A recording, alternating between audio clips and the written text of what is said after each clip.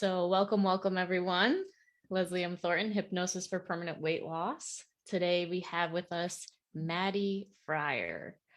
Maddy, just going to read her bio here, is an amazing woman. That's not what it says, but I'm saying it. Has trained extensively with some of the world's top experts in emotional and behavioral pattern elimination, deconditioning processes, and behavior change. Having worked with Hollywood actors, Grammy Award-winning musicians, millionaires, and the like, Maddy is an expert on how to unprogram your negative patterns and reprogram them to help you achieve your goals in life. Her mission is to educate and inspire others to get out of their own way so they can live more from a place of alignment and joy. Maddy, thank you for being here. Yeah, thanks for having me, Leslie. I'm super excited. So super grateful to be here.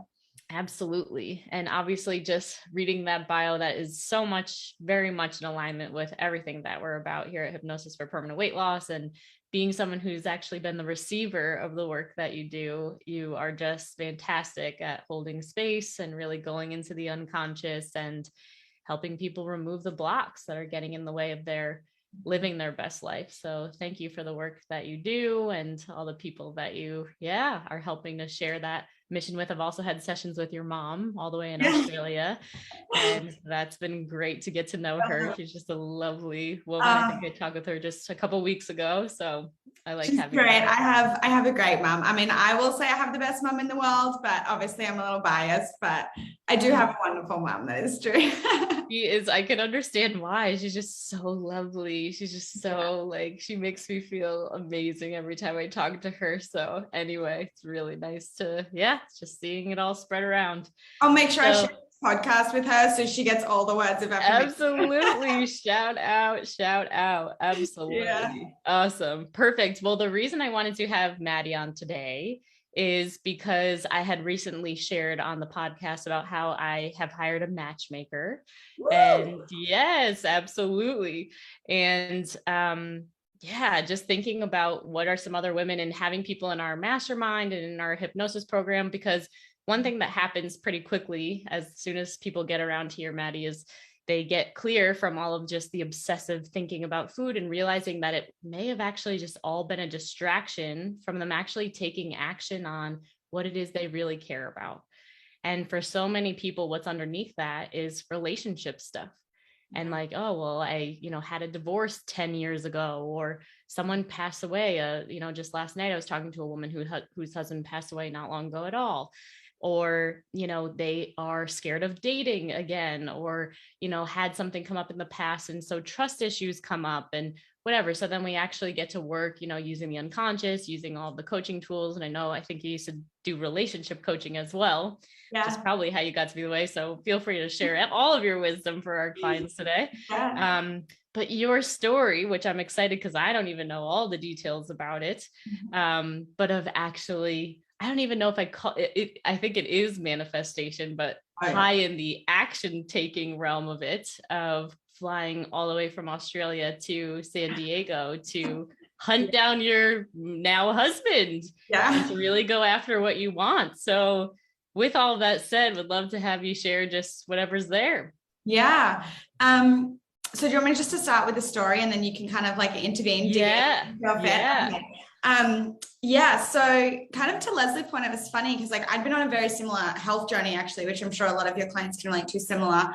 Prior, I'd been on my own weight loss journey prior, and then I really started to dig into personal development work, because similar to what you teach is there's the weight loss side, but generally what comes underneath that is, it's a cover up for something deeper, for that I'm not feeling worthy, or I don't feel good enough, or I'm not confident enough, all those beliefs, right? So I was I'd gotten so far in terms of my health journey, and I was there's something still missing, and not just my health, but just my life in general, just feeling I was I don't know what it is, but I'm not there yet, and I'm not clear yet.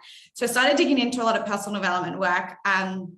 And I went through a program that I believe you've been through too, Leslie, called Landmark Forum. And I was going through that at the time. And I was in I think it's the second or third program. And one of the things that they make you do is they make you do these uncomfortable challenges. Basically, they call them bold requests. So like every single day you have to ask something that's like out of your comfort zone to someone, basically. So I was going through this, and I was also going through Xander, my now husband's program, at the same time, and he does a really similar thing. So I was doing these things that were really uncomfortable to me. I went skydiving, like I was asking random people on the street for hugs, for money, like all sorts of different stuff, just to really make myself feel uncomfortable. So I would say actually, no, I wouldn't have been going through Xander's program at that time because I hadn't met him. So that may have come later. But I've been doing all of this work. And then basically it really started to shift my identity, because I would consider myself someone, or would have in the past, who's very like introverted. I never asked a guy out. I was never like very forward. I would consider myself more kind of just like under the radar, a little bit more shy. And so I started to do these things that really shifted my perspective of who I was and my confidence and like what was really possible when I just was able to like overcome my own fears and my own beliefs. So, I was kind of like in this phase, and I started to get clear at the same time. I started to get clear on what I wanted in a partner. So I had written out a 4-page list of like everything that I wanted in a man. So everything from looks to like type of books he's read. Like I wanted him to read certain books that indicated like the values that he had. Obviously values, like, does he want kids? Like, is he close to his family? Like, how's our sex life want to look? Like, I literally wrote out like everything that I wanted in a partner. So literally 4 pages. And I just was, I wrote that out, and I would add to it every day, and I would sit down and I would just read it. I'd just read it every day, and I'd read through it. And then I would kind of put it away, and then I'd read through it. And I started going from there. I started going on like a handful of dates. At this point, I hadn't dated in like 4 or 5 years. It wasn't really on my radar. I wanted someone, but I didn't want to be in just a relationship for the sake of being in a relationship. I was like, no, I would rather be single than be in a shitty relationship. Mm-hmm. So it had been 4 or 5 years that I'd actually even been on a date. Like, I'd kind of seen people here and there, but it wasn't anything that felt kind of right. And so I started going on dates, and nothing ever really felt like it fit. And I was like, I know this just feels gross. And then I basically at that time got into Xander's Facebook group. So I was also looking to create my own business at that time. And I was in Xander's Facebook group, which is for like his open public Facebook group. And at the same time, this was October, I believe, of 2017. One of his goals for 2017 was to meet an amazing woman. And so he had to set, like with his business coach, he had to set personal goals and business goals. So that was his personal goal. Come October, he'd just been to a bunch of weddings. He checked in with his business coach, and his coach was like, hey, wasn't one of your goals to meet someone this year? And Xander was like, oh yeah. And he goes, what have you been doing about it? And Xander's like, nothing, like, again, going back to like, it's uncomfortable to put yourself out there. It's uncomfortable to be like, okay, I have to start going on dates.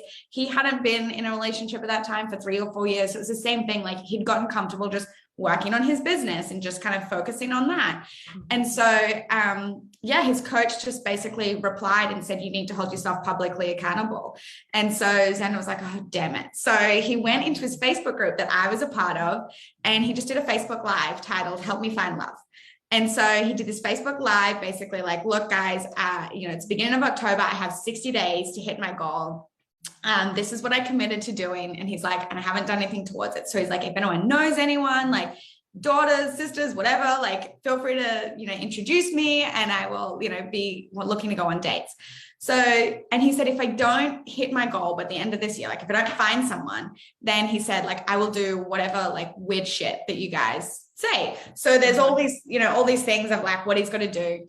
And basically I saw that Facebook Live at the time. Like, he had a handful of people reach out to him. Like, I want to set you up with my friend or my cousin or like my daughter. Like, he had a bunch of people. And he went on a bunch of dates and nothing really came from it. And I saw the Facebook Live. And at that point, I'd been like following him on Instagram for a while. And I need to check this because I can never remember whether I'd like just gotten into his program or if I hadn't yet. I can't remember. But I remember seeing this and just being like, this guy. And part of this was because for the previous month, I'd been reading through this list of what I wanted, right? And like a man, like absolutely. And there was like, people would say, Maddy, this list is pretty intense. Like, you're not going to be able to get all of this in a person. Like, this is pretty, because I pride myself on being someone that I just have very high expectations for my life. Mm-hmm. And because of that, I have a really amazing life. Like, I'm not really willing to compromise on these things. So, so anyway, I'd been reading through this for about several weeks beforehand. And I remember like looking at him on the Facebook Live and being like, I have to reach out. Like there was just something like, I have to reach out to this person, which knowing me prior to that would have been like, prior to doing these like comfort challenges would have been like, not happened. But yeah, so I looked at it and I was like, I need to reach out to him. So I reached out, and I remember sitting there and had like texted, because obviously I'm in Australia and he's in San Diego. So obviously like the only way that we could connect was I basically slid into his Facebook DMs. So I remember sitting there and I typed out this message and I was like, okay, this could either go like one of two ways. It could just be completely creepy because there's this like random person that I hadn't really met him. And I was like, I don't know, this could be like, and more so was in my mind is like, I could come across as really desperate. Like that's what was going through my head. And then I was like, yeah, but also you don't know. And what happens if you just don't send it? So I'm sitting there for like 30 seconds, a minute, like a couple minutes, like, do I send it? Do I not send it? And I sent it. I basically just reached out and said, hey, like I saw you're live. I know this is really random because I live in Australia and you live in the US, but I just really connected with your energy. And I'm basically like, would you want to just connect? And he was like, sure. So, yeah, so we got on a Zoom date, really hit it off. There was something really there for me and I couldn't quite explain, but I was like, there's something there. And I think part of that was like from a subconscious standpoint, just starting to align with like what I'd been reading in my list of what I wanted. So we connected. I think he fell more in love with my accent than anything, but I'll take it. I'm like, you know what, whatever works. I will take it. And so we set up a second date, and basically on this second date, he just completely stands me up. So we set up another Zoom date, and I'm like, you know, when you're on Zoom and you see like waiting for host to start the meeting. Yes. And I'm sitting there, I'm like, he's not starting the meeting.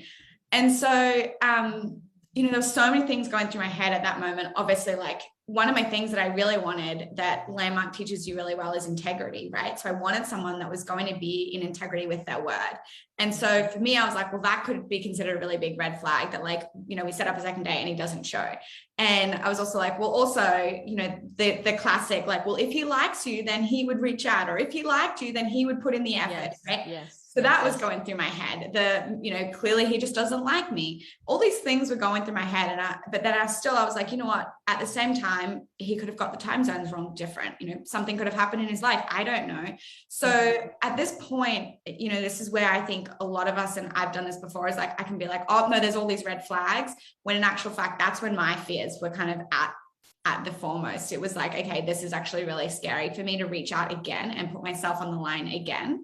Yeah. But I was like, you need to get over that, because like, what's the worst that can happen is you're in the same spot that you're in right now, right? Like, what's the worst that can happen?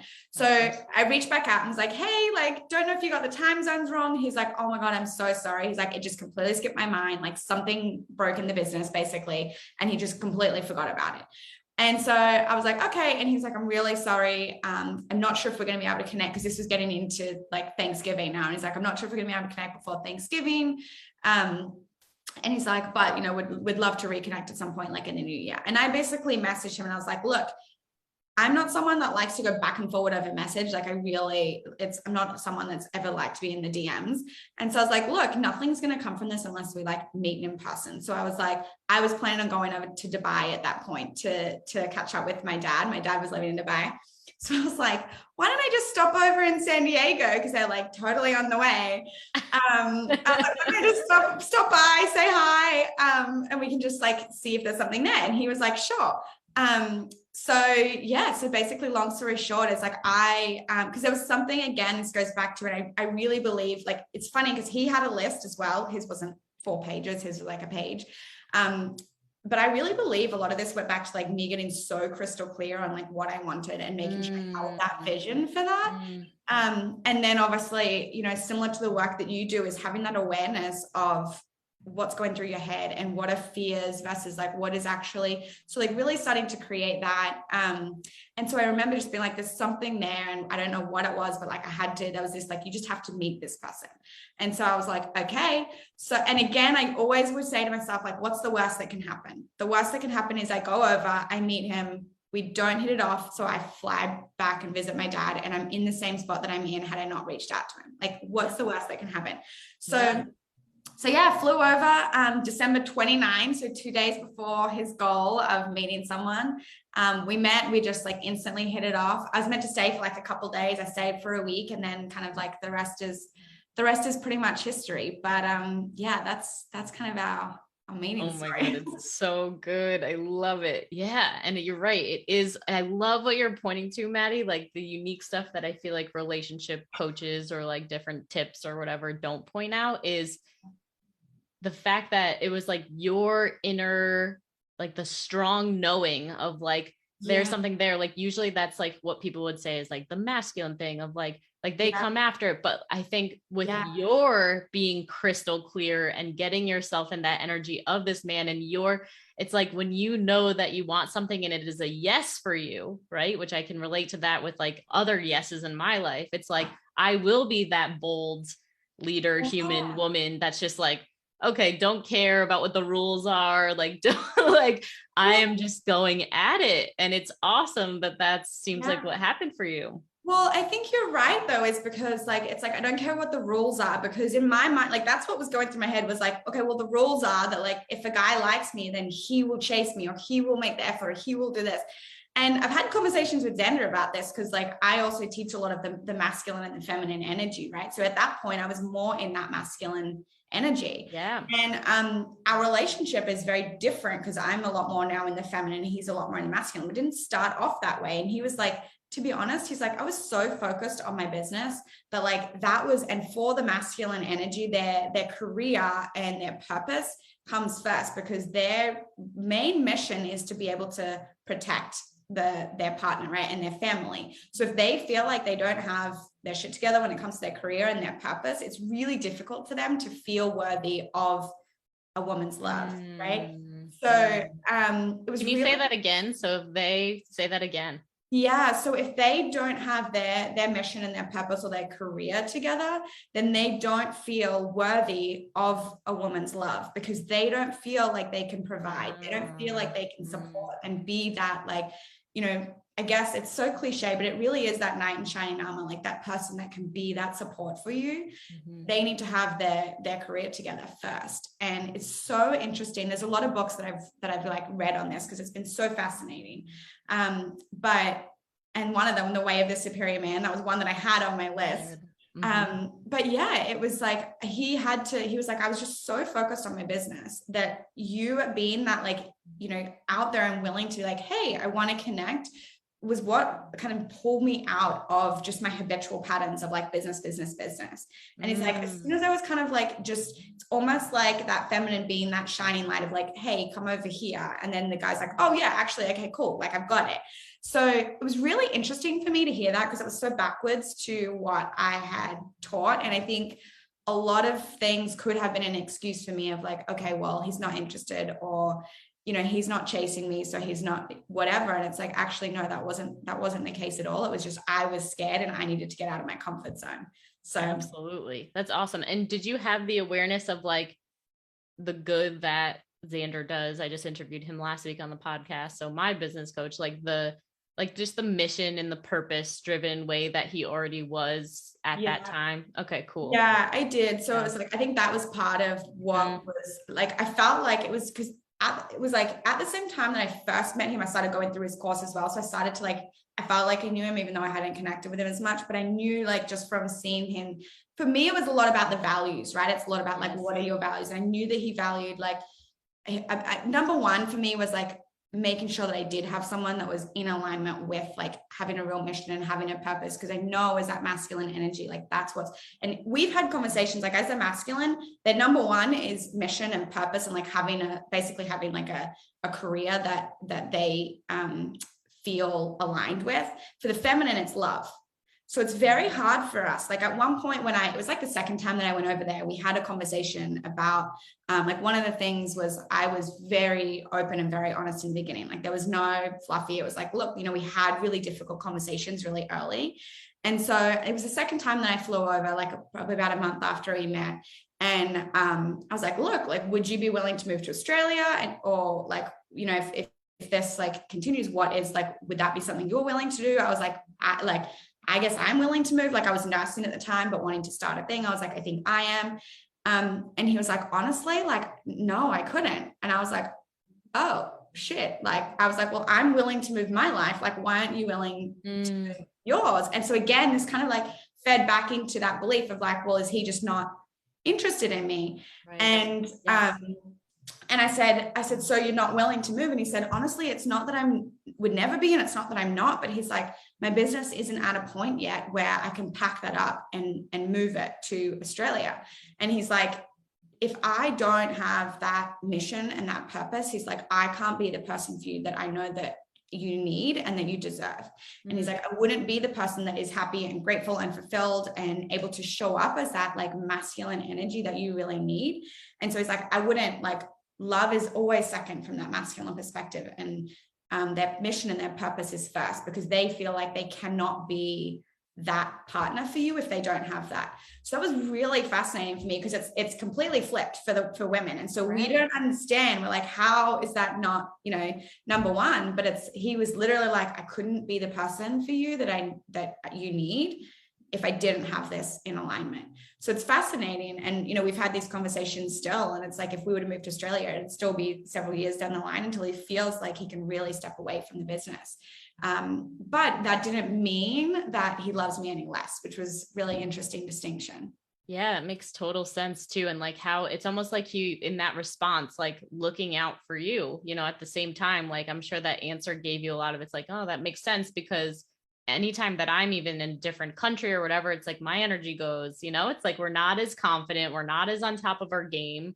And then that can change the entire energy dynamic between a couple and just completely not work out at all. So props to him for knowing that answer, but then also being able to like back it up with that integrity about why, right? So because again, it goes back to exactly what you're talking about in the beginning. Is like all of the beliefs that come up for you are like the instantly your fears are going to come up first and foremost, right? Because that's what's trying to keep you safe. So instantly it was like, okay, well, this isn't going to work. If he's not willing to move for me and I'm willing to move for him, then clearly I care more about him and blah, blah, blah, blah, blah. And it's like, actually, no, it's just being able to take a step back from like this, what's going on in your mind, and get some clarity around like, is what's going on in my mind now, is it really true? Or is this just a belief that's trying to keep me safe? Is it just a fear that's trying to keep me safe? And a lot of the times it's a belief and it's a fear that's actually just trying to keep you safe, versus, you know, something that's actually really, you know, for you and for the relationship. So absolutely. And it sounds like you really cleared that through communication like that, which I'm sure probably was a value of yours as well. It's like having that open, honest communication and that dialogue to be able to fully understand and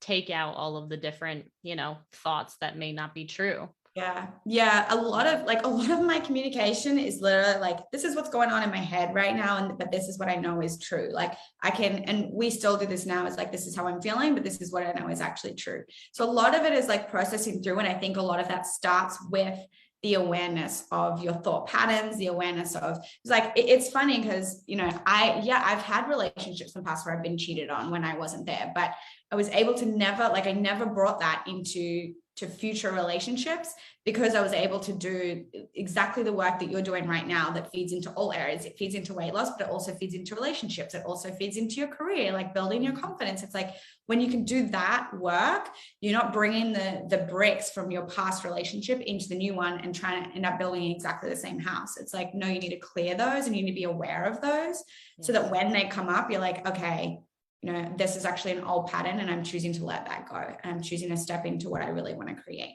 because otherwise you'll never be able to create something new. And you're always just recreating the exact same relationship over and over and over again. Absolutely. There's a woman in our program right now who, I'm not sure what happened in her background, but she noticed she was doing great of having the awareness of knowing that she was looking through the lens of like, I can't trust what these people are saying on their profile. But she actually stepped into that. And that's what I'm hearing you say of like, step into that, you know, be aware, take ownership of like, this may be my fear. Let me still take action anyway towards it and see if I get surprised by what comes back. Which can repattern us to feel safe and to disprove that past experience simultaneously with the inner work and clearing it. But I also, the action at the same time to disprove it and repattern is like the way to go. Huge, because it's like, let's say, like, you know, for me, exactly the same thing. It was like, okay, well, I was like, as soon as I reached out to Xander and he said, as soon as he stood me up and he basically said, all right, like, I don't have much more time. Literally the first thing that came through my head was obviously, well, clearly he's not interested in me. But then as soon as I took the action of like, well, actually that's not clear. You don't know that. That's a belief. What are some other options that could be true? And then I'm like, well, what if I acted on those and see what came from it? And look, it may have actually been like, it could have gone the other way where he wasn't, but I was like, well, you know what, at least I tried, and at least I know now that that's what it is. And there's going to be some things that like approve your belief and some things that disprove it. Yeah. But what do you like, what do you want to create? Essentially, it's like, for me, I'm like, sure, there may be people that I can't trust, but I don't want to create that as my reality. So I'm going to choose to look for, because whatever you're looking for, whatever lens you're looking through is what you're going to find. So, it's so important, like you mentioned, even just taking those actions will start to disprove a belief at the same time as, like you mentioned, doing something else. And that's what I feel like the confidence, like the reaching out and the bold requests, like the confidence challenges really taught me, was like, I would be like, I can't do this. And then you go and do it and you're like, oh, I can, and I didn't die. Like, it wasn't as bad as what I thought it would be. Like, I can't jump out of a plane. You go and you're like, oh my God, that was actually amazing. And so that belief is gone. So it's like, I can't, do this. I can't do that. And it's like, actually you can, if you just get into action and make it happen. So that's so important. Like you mentioned, is like concurrently at the same time, like, doing the really deep subconscious work, but at the same time, action taking is one of the quickest, easiest ways that you can start to reprogram at the same time. So I love that. Yeah. And I love the idea of coming up with like, what do I want to see? It's like, okay, maybe I know that what I think that I'm going to see is a lack of being able to trust other people. But what I want to see in order for my life to work is trust. So having that in your mind and then going towards it with the openness of receiving that. Yeah. And then that's what you can get. That seems so magical. Well, it's funny because like, I think about it as like, I often go onto Xander's phone and I'll set like an alarm that'll just have a note like, I love you, or like, I miss you, or something like that. And every time I go on, I'm like, oh God, I feel like I'm like going through his phone. But I think about it because it's like, if he saw me like going onto his phone, he could either say she's looking through my messages, or he can be like, what do I want to see? I want to see the trust. And in actual fact, all I'm doing is I'm going on there and I'm setting an alarm.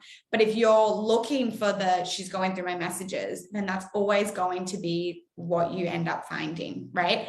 And there's definitely going to be people as well that look through your messages. Like, that's going to happen. There's going to be people that you can't trust, like, absolutely. Yes. And there's going to be people that you can. But if you're looking through that lens of I can't trust, or I'm not good enough, or whatever it might be, that's always going to be your experience and your reality. So it's like, you'll always get evidence for both, but what do you actually want to be experiencing is going to be the biggest thing. Absolutely. And I know a lot of people deal with that kind of stuff with there is no relationship that isn't built off some kind of trust, and we're human beings and can have, I've talked to women who have they've gone through the messages, and sometimes it's not for the wrong reasons because the intuition is on, and sometimes there is a reason, but sometimes there isn't. And that's where we have to be responsible for our own inner work. I also love, Maddy, the ties that you're saying too. There's just so many things, I'm thinking about hypnosis for permanent weight loss at the same time of, a lot of place where, clients that find us on the podcast start from and where I started from was all of that mental insanity of like the right thing, the wrong thing, like this is the way that it is, this is the way that it isn't. And what I'm really hearing us talk about right now is like that willingness to, first of all, say it out loud, of like having that coaching container, right? And that vulnerability, like you had with Xander when you were talking to him, or with anybody, of just like, these are the things that I'm experiencing, and to just have it like be reflected back, like, it's not insane or crazy. And like, here's the actual, things that are happening. And then, with diet mentality of getting stuck of being like, oh, like dairy causes inflammation, and therefore, which is, the science is there, whatever, but when it crosses that line to then being, disordered eating, or, you stay away from it and pretend that you don't eat it ever, but then you go to town one day and like binge on it. Right. And so it's not actually working. So, for myself, it's like, I had all the evidence of the fact that I was gluten sensitive, right? I could tell you all the symptoms, all the things. And the coaching I had to get was like, yes, but are you going to die if you have some? Yeah.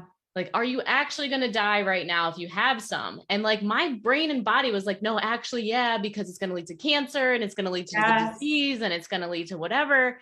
And it's like, okay, yes. And like, what also is the impact of the stress you're having on yourself right now from having those fear thoughts running your day-to-day life, you know? And the truth was I could say all of these human beings who always ate gluten and dairy and whatever, and they lived till they were 95 and had an alcoholic beverage every night before bed. Like there's equal evidence for all the things. And the diet mentality thing was not working. So to take action in the opposite direction of like, what if it is safe for me to eat this gluten right now? And it was awfully upsetting at first because it was like my mind, right, kept going and going. But then to be able to keep showing up and having those conversations, like help someone help me kind of weave through like, what's the insanity thought? What's the real thought? You know, like what's actually true right now. Yeah. And here's the thing, like going back to that as well is like, what you focus on is really really is what grows, what manifests. Right. And so, you know, the stress of like, is there any gluten in this, or I can't eat this gluten, or I can't do that. Like the stress of that. And I've been through that. I've definitely been there. I've tried all the different diets under the sun, and the stress of that, the stress of being on like a particular detox protocol or a particular this or a particular that, for me made it so much worse. So much worse. And being able to like let go and be like, you know what, I'm going to have a glass of wine, or I'm going to have some gluten, or I'm going to have some dairy. And most of the time I'm going to eat as, you know, as amazing as I can, but I'm not afraid that I'm going to die of this thing anymore. That has allowed me so, like my body has healed so much more since being able to let go of the, like you mentioned, all these rules. And it's like, sure, you know, they're guidelines for me now more so than like strict, like you can't do this, or you can't do that, or you have to do this, or you must do it this way. It's like that stress is way too much for anyone. That causes even, I would say almost more damage on your body than, you know, than just having a piece of bread, you know? Absolutely. Yep. Just like the holistic impact of like, well, your social connections are messed up now because you're not hanging out in the same way, or you're isolating yourself to try to be perfect all the time. Like they say, you know, being social is like one of the number one things that brings ultimate health to humans, is being in relationships and whatever. So really great conversation. I was also thinking as you were sharing your story about Xander, my sister's boyfriend was also single for maybe 3 years or something like that. And they, you know, got together one summer, were hanging out, had a really awesome time. And like, but he was still totally committed to just like staying focused and on his path and whatever. And so he was just like, gonna go, like whatever. My sister literally had to stop him and say, I think you might be making a mistake. By not like turning towards this relationship, you know? And he was like, she was right. And, but it took her insertion, you know, on that path to say it, to have him turn around, and they have a really awesome relationship. Yeah, well, that goes back to that masculine, right? It's like they're on their path, and like, I have to have this until I can feel worthy. And it doesn't mean that like they have to get to the end of their life and they have to have like millions of dollars before they can be in a relationship. Like, absolutely not. But it means they have to feel like they're either on the way, or they're figuring it out, or, you know, they're on some form of path and mission or direction that they feel good about. And then, even then, like you mentioned, they can still be so focused on that part of that feminine is like bringing them out of that and alluring them back into the love, back into the joy, and like showing them that. And that was like, because that's our number one thing, right? Is the love. So if you can bring them back into that, that's huge. And so it sounds like that's exactly what was going on for her. So it's funny. It's like, it's so common, but it's a shame, because we can get into our heads and go, okay, well, clearly he's not into me, or clearly he doesn't see a life together. And it's like, no, he actually is trying really hard to be the person that you need him to be. So yeah, so good. Yeah. I was also thinking about, what was it that came to my mind, Maddy? Oh, so I was wondering if you could share a little bit, because you mentioned about when you did get back to dating, and it was like, oh, gross, right? It was the way you described it. It was like, oh, this feels gross. So obviously, as people are on that track, you know, myself included, with dating and all the things, and it's the painful parts and the whatever parts and whatever, I hear you like have your list, you know, read that on a regular basis or whatever. But what would you, now looking back at all of your dating before getting married, how does that journey look to you now? Or what were the lessons, or how is that preparing you for the relationship you have today? Yeah, I would say, so like if I go all the way back to like after I kind of broke up with a long-term relationship. Then I had a few flings, and then I was like, all right, and like, I'm done. Part of it was I had to go on my own personal journey. Like that was a really big thing, was I had to go on my own personal, and I know that sounds so cliche, but I couldn't have been the person that was so open and so vulnerable and so, you know, out there and willing to put myself out there had I not gone through that. I wouldn't have had any clarity on what I wanted in a partner. Like I wouldn't have done any of that. So I had to go, like, there was definitely a period where I was single and I was like, I want to be in a relationship, but I knew that I wasn't, I knew that I wasn't quite there deep down and I wasn't really ready. So I was on my own personal journey. And then it hit a point where I was like, okay, like I'm really ready to start getting into a relationship and manifesting this. And then comes the part, because I'm like, oh, like I'd go on dates and then you just feel like, oh, I get like it didn't work out, and like it's not perfect and it's not this, and people would be like, well, you know, it's never going to be perfect, and I'm like, no, because I'm like, and I think everyone is deep down, I think we just don't tune into this, is like, you really know like that this is going to be great or it's not. And I think sometimes we can settle. And so for me, I was holding this high vision and this high expectation of like, no, this is what I want, and this, I'm going to get it. I don't know how, but I'm going to get it. And so I think the biggest thing for me that I would say that got me through was, number one, actually not lowering my expectations, because I think it's very easy for us to do that. I literally had to like flew halfway across the world to meet someone, but it's like when you find someone that he literally on that 4-page list, he ticks like every single box but one. And I can't remember what that one is. I'll have to go back and have a look, but it was like every single box but one. And I've heard of this, like I ticked every single one on his but one. I'm not blonde, so I'm kind of still mousy brown. So I'm not there. I was like blonde and something else. But kind of looks blonde, Maddy. It's kind of blonde, yeah. But same kind of thing. And I've heard of people who've done the exact same thing. Like as soon as I got that clarity and put that list together, it kind of just gives you this sigh of relief of like, you know what, this is the person that's out there. This is the person that I know that I deserve. Even if sometimes you don't feel you deserve it at the moment, the more that you continue to hold that vision and sit in it and manifest it. And I could visualize us going on travel, you know, going traveling and going on a honeymoon or doing whatever. And I would just hold that vision. You go on dates and it feels like, that wasn't the person, but you're like, I know that I'm just going through this process to get like wherever this person is. And so for me, the biggest part was not lowering those expectations at all. And it's not like I didn't have high expectations, because I did. Mm-hmm. And then also holding that vision, it can feel really challenging. It can feel really difficult. But the more that I was holding that vision, the more that I was like, you know what, I'm literally just getting steps and steps closer to finding that person. And then going back to your point, it was like, I also had to be willing to take the actions when I felt this was right or this really wasn't right. I had to be willing to take those actions. So I wasn't willing to just go on all these dates and be like, oh, it kind of feels right, it kind of doesn't. Like I was like, look, like this is it, this isn't it.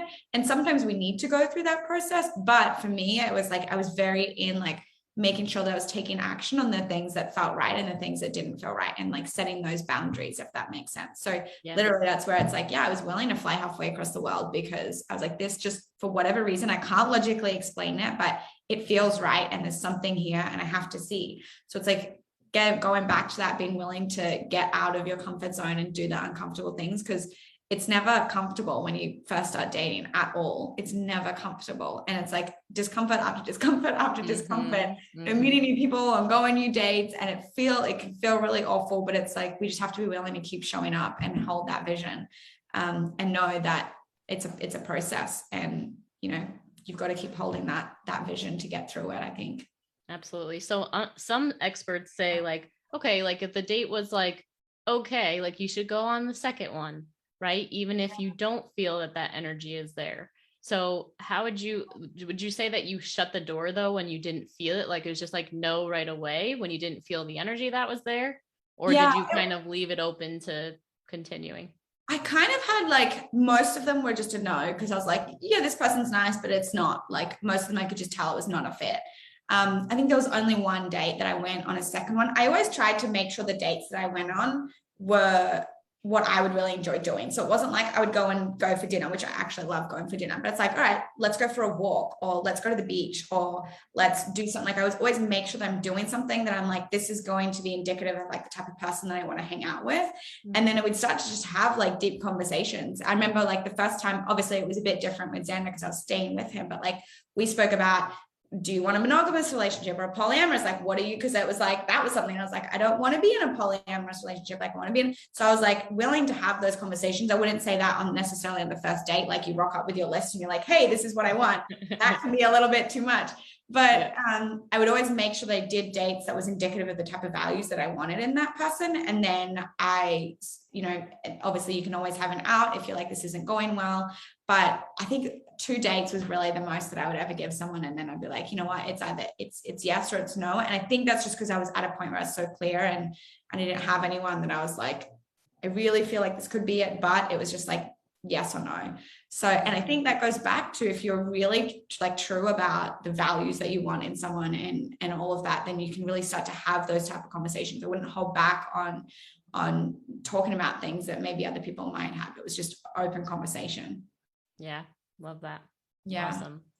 Yeah. And so for anyone who's kind of going through that right now, I mean, obviously you've given us so much, and I love you. So you even scheduled where the dates would be, because a lot of the feminine coaches would say, you know, let the guy decide and let him lead for how it's going to go. Yeah. And if they did, then I would say, okay, that's fine. Like if they were like, I want to take you to dinner, I could say, sure. Or I would say, no, sure. Or how about we like, you know, do this? And it would, and again, that's just because for me, I was like, okay, yeah, I would let the guy, if he offered to pay, I would say, okay, great. Or if he offered to open my door, like wonderful, like those type of things I would make sure. But for me, it was helpful to get to know like, hey, why don't we, you know, if they're like, what do you want to do? I'd be like, why don't we go and do this? Or why don't we go into that? And I would actually offer to do something again, because it's, yeah, that's me being more in that masculine role. But for me, it showed me more of those values. So I did. It's interesting that you point that out, but I did. I definitely was like, unless they planned a date, which most of them I feel like did. And they were like, again, this goes back to, it's hard for guys too to date. Like super hard. And Xander's always said, look, like it's not easy for a guy to walk up to a girl in a bar. Or it's not easy for a guy to ask you out on a date. Like we think that they're like standing over here, like, all right, like they've got their shit together. And like, it's like, no, they're terrified. Like I've spoken to so many guys that are on the other side of it. They're like, it's actually terrifying for me to send that text or to reach out or to not know where she's going. And then they have the expectation that they have to open the door and they have to plan the restaurant. And they have to do all this. And there's so many expectations on them. That's like, sometimes they're actually just really scared. And sometimes for you just to take like, that first step, and they can go the rest of the way, but that gives them that confidence to be like, okay, this person's interested and now I can kind of take the lead. So for me, it was almost like taking a little bit of that pressure off, if that made sense, and be like, hey, what about this? And then the rest of it, like you mentioned, it is important to still be in that feminine, I feel like, but it's also important to understand that the guys are just as terrified. Yeah, no, I think that's super important to have people remember. There's a woman in our program. She's actually a lesbian. She talks about how she's the best wingman for a woman, because like she has no issue going up to a man and just like, you know, makes them feel really at peace and at home, because she's just like, she's no attachment, you know, like she's just there. And then she's like, and then I'll bring in my female friends, you know, over. And it's like, it just makes it so easy. And then we were making a joke, like everyone should get a lesbian wingman. But it makes sense to make the guy feel and just kind of break that barrier. It's important for us to remember that. Like, why can't we be our own wingmans, right? Like and this is just putting ourselves into their shoes of like, it's scary. Like there's so many expectations on a guy and then it's like, well, you know, do I pay for dinner or do I not? Because now some people get offended if I pay for dinner. Exactly. But open the door, do I not? Do I go up to her? Is she going to think I'm a sleazebag? Like I've heard this from so many guys of like, it's really hard because you're kind of like, you know, I really like this chick. Maybe they're out and maybe they're at a bar, and he's like, but I'm not someone that would normally go to a bar, and I don't want to think that I'm like a drunk idiot. Like, do I go up? Do I not? I don't want to think that I just want to sleep with her. Like there's so many things that go to guys' heads. It's like, if you can just take that first step, then that's really powerful. Also, going back to anyone who is in a same-sex relationship, the masculine and the feminine still applies. Generally, it's not like man and woman, it's just those masculine and feminine energies. So that's just the polarity. Like, and we have masculine and feminine. We've been talking about this the whole time. It's like we all have masculine and feminine energies within us, and we operate in different modes at different times. So I do just want to mention that as well. It's like this all still applies to any relationship as well. But yeah, 100%. I love that you got to highlight today for everybody, like what the masculine side of that female, like, and how powerful that can be. Is like, here's a woman that knows what she wants. She's got her high standards, but then can also relax into the feminine to create that balance. And of course, in Miracles talks about how, you know, the actual marriage is like when a person you know, a masculine man, you know, comes into the world with, you know, their skills of more being logic and reasoning, and a woman comes into the world and it's more feeling and emotion. And it's when both people realize what their opposite strength is and they become balanced within themselves, and they both have equal parts of masculine and feminine, and they come together as two whole and complete humans, versus one all in the masculine who has no touch with this feminine, and one feminine not in touch with the masculine, but really doing that work to create that balance to have a beautiful marriage. Yeah. And it's a dance, because like there's certain times when you need to be a bit more in your masculine, certain times when you really want to step into your feminine. So it's like, for me, a big part of that was like learning to receive. Like a big part of my initial dating was reading more about the masculine and the feminine, like learning to receive. There was a book that I read, The Queen's Code by someone Armstrong, okay, I don't know that one. Great book, but it's just about, again, like learning to receive from that feminine energy, and learning that it's not necessarily one or the other. It's like you mentioned, it's that dance. It's that like continuing to make sure there's different times you need to be in different both, and it's that beautiful dance between the two that kind of like really helps create it. So I think sometimes we can go too far one way, or we can go too far the other way and be like, no, I have to just completely step back. But then it's, you know, the guy has to do all of the work, and then it can be really difficult, or maybe he's a little bit shy and he just needs you to take the first step, and then you can step back. So it really is, it's a beautiful dance. And I think this goes back to what we were saying earlier, as to like, it's going back to, it's not necessarily rules. It's just, you know, taking these philosophies and playing with them and having fun with them and feeling what fits. So so good. Thank you for the permission to get messy and play and trust yourself, absolutely, and do whatever and take chances and all the things. I think it's a really cutting edge kind of way of talking about it that we don't typically hear. So thanks for sharing your message and your story.